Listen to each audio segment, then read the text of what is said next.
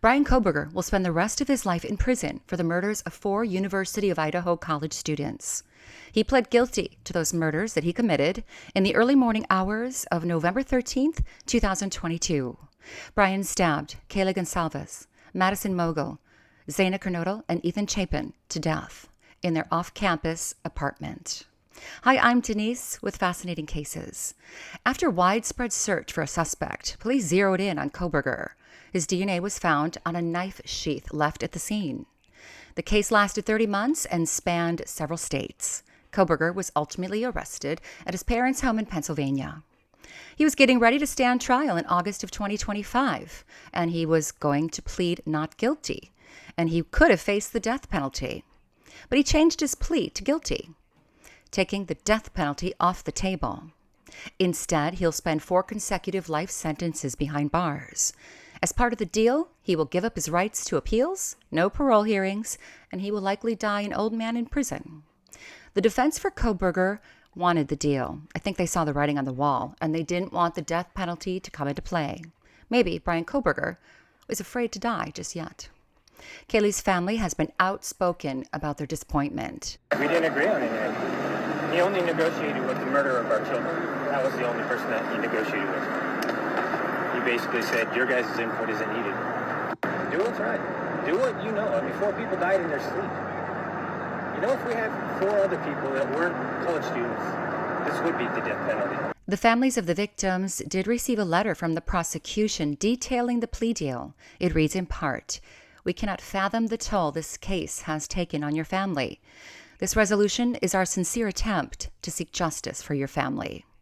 The families were told this deal would spare them decades of post-conviction appeals. The Gonsalves family wanted the death penalty for Kohberger, saying there's no equivalent. Kaylee's father, Steve, said the more victims, the more weight the death penalty should be given. It's the only option. He said the state of Idaho has failed him, and they are beyond furious. Aubrey Gonsalves, Kaylee's sister, said the introduction of this plea deal just weeks before the scheduled trial is both shocking and cruel. And maybe, if it had been introduced earlier, the family could have had time to process it.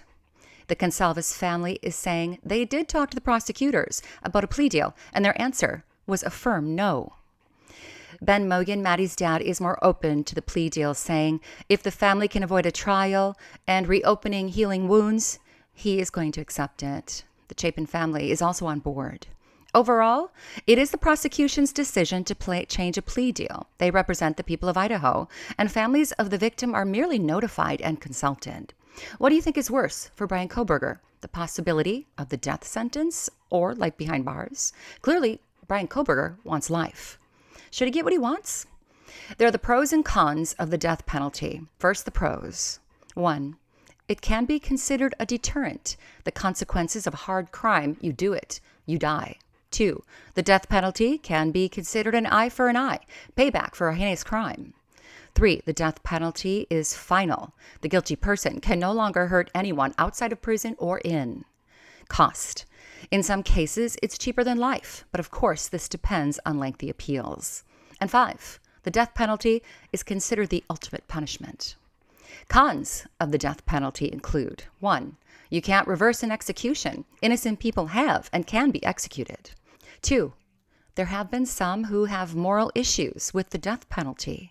3. Some say there is a socioeconomical factor and a racial bias.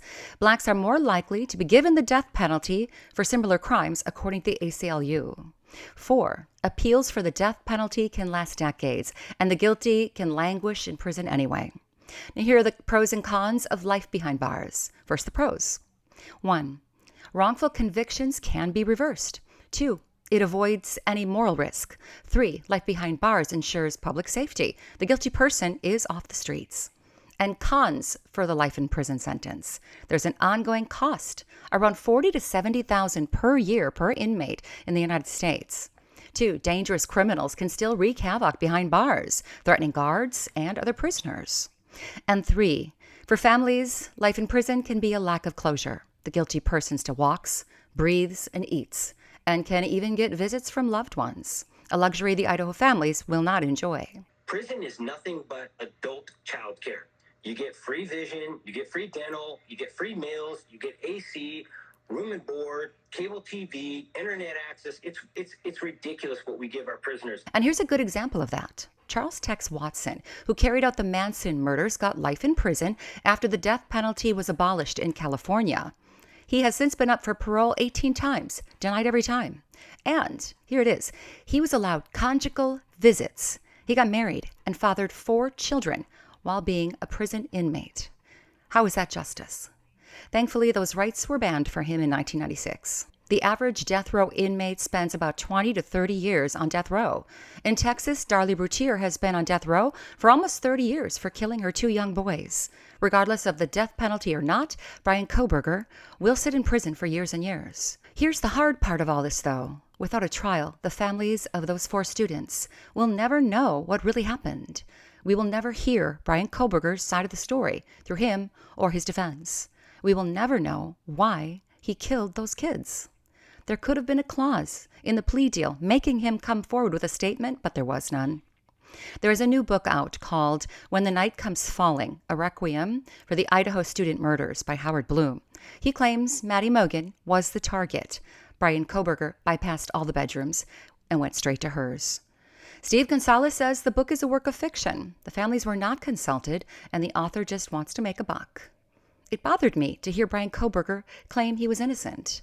There were other perpetrators, he said. Well, apparently not. Death penalty or life?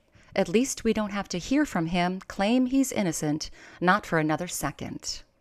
What do you think about this case? Do you think Bryan Kohberger deserves the death penalty, or are you happy with life behind bars? Let me know in the comments and I'll get back to you. Thanks for watching. Like and subscribe, and I'll talk to you again real soon.